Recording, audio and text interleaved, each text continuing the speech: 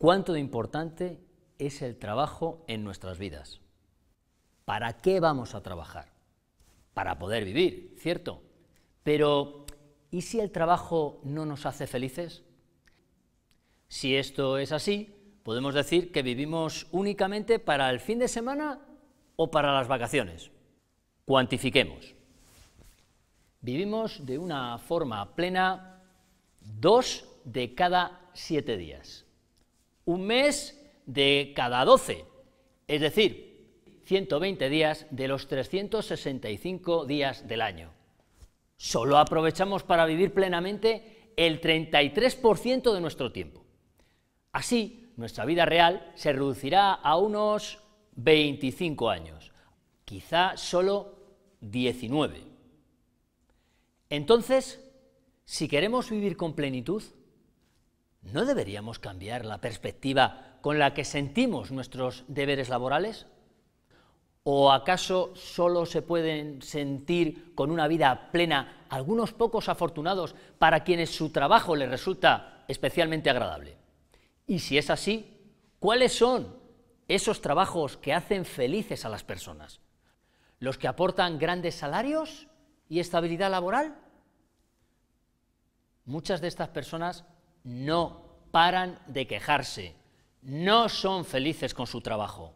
Hay quien sin grandes salarios ni estabilidad se considera afortunado. ¿A qué se debe la existencia de estos perfiles tan contradictorios?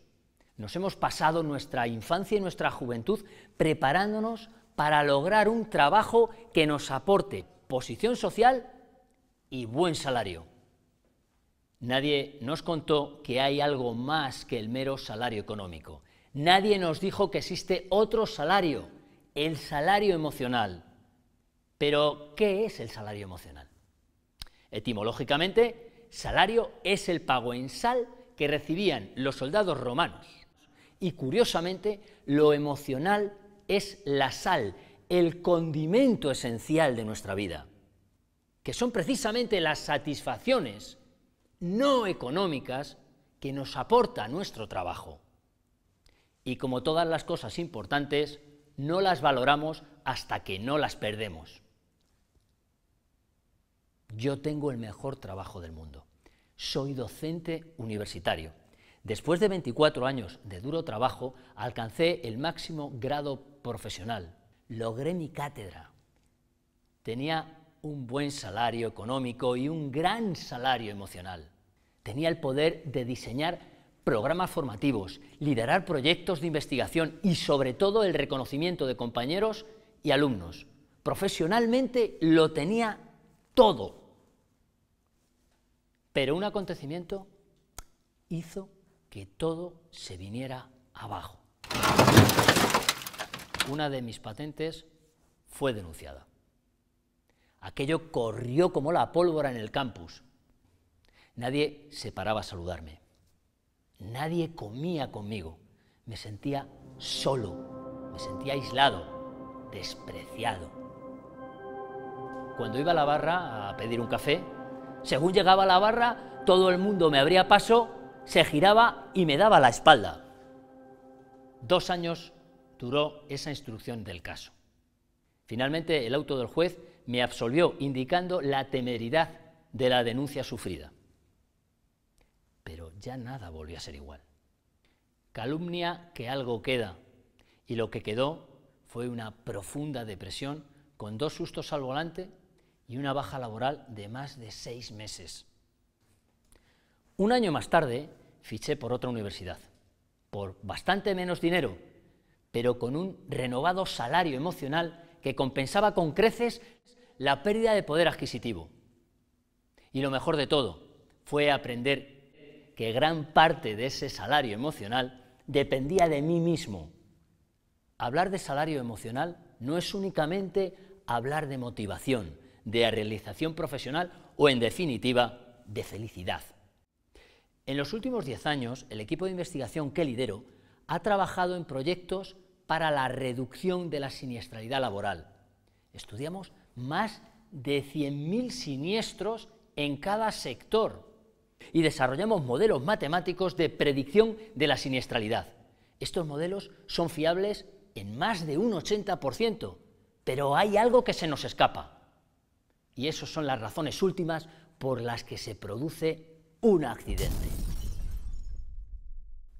Sabemos que en un momento concreto el trabajador pierde la concentración en la tarea y desencadena el siniestro. A la pérdida de concentración se la denomina comúnmente factor humano. ¿Es el exceso de horas trabajadas lo que nos hace perder la concentración en nuestro trabajo? Los datos indican que la mayor parte de los accidentes se producen en las primeras horas de la jornada del lunes. ¿Te gusta ir a trabajar los lunes por la mañana? La falta de concentración no es debida a la fatiga física o mental, sino a un bajo interés por nuestra tarea. Y esto está ligado al bajo salario inexistente, al bajo salario emocional. En España hay 19 millones de trabajadores y fallecen 700 trabajadores en los 1,3 millones de accidentes producidos cada año. El 7% de los trabajadores sufre un accidente. El 47% de los trabajadores causan al menos una baja. Cada día en España fallecen 2 trabajadores en accidente laboral. Todo ello sin contar con los accidentes yendo o volviendo del trabajo, ni los suicidios. Cada día en España se suicidan 10 personas y fallecen 3 en accidente de tráfico. ¿Qué grado de influencia tiene el salario emocional en estas cifras? Quizá no sea posible cuantificarlo, pero su influencia es indiscutible. Existen multitud de estudios que indican que la motivación que produce un aumento de sueldo dura menos de 3 meses. La mayor remuneración económica no induce a un aumento de salario emocional más allá de esos 3 meses.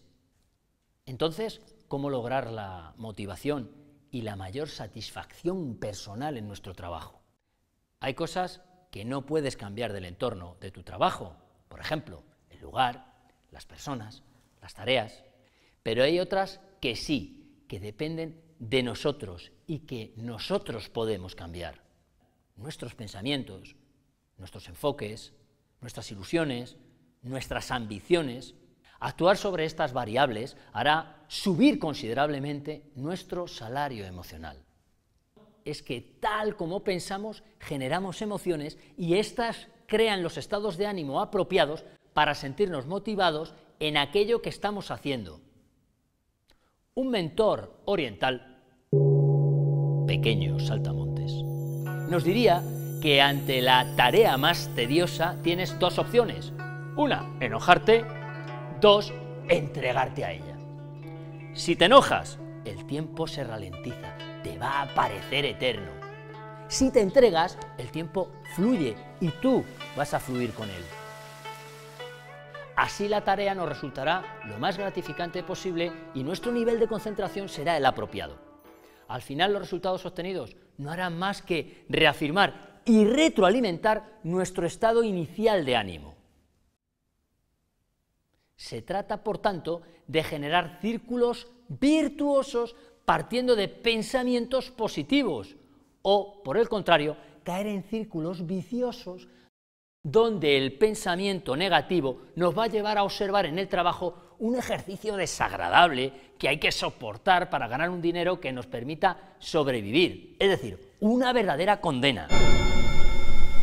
Quienes argumentan me engañarán en el salario, pero no en el trabajo, son víctimas de su propio engaño, porque negocian con su propia desmotivación, desprecian su realización profesional, su felicidad laboral, su salud psíquica y, según sea la tarea que desempeñan, pueden poner en riesgo su propia integridad física. Así pues, el primer acto preventivo de una jornada laboral es sin duda imponerse pensamientos positivos sobre nuestras tareas, sentirlas importantes, sabernos útiles, tenernos autoestima, tenernos respeto. Utilidad, relevancia y motivación son partes fundamentales del salario emocional.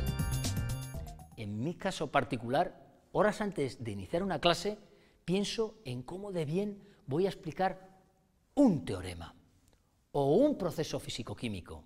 Y cómo van a flipar mis alumnos con la pizarra que les voy a dejar al final de la clase. ¡Oh, no! Es cierto que hay trabajos donde es muy difícil pensar en estas claves. Un esclavo en el sur de Estados Unidos difícilmente hubiese podido tener esta visión, y hoy hay muchos trabajos que se perciben como una verdadera esclavitud.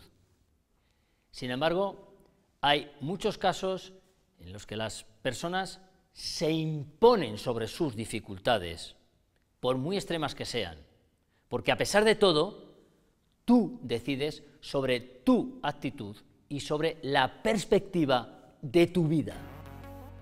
La felicidad está en nuestro modo de mirar la vida y de aceptar y enfrentar las adversidades. Solo con que imagines un futuro mejor, ya estás trabajando para lograr ese futuro mejor. Esto es inalienable. Si finalmente tu trabajo no te aporta el salario emocional que deseas, tendrás que descubrir qué quieres y esforzarte para lograrlo. Busca otro lugar o trabaja por cuenta propia. ¿El precio?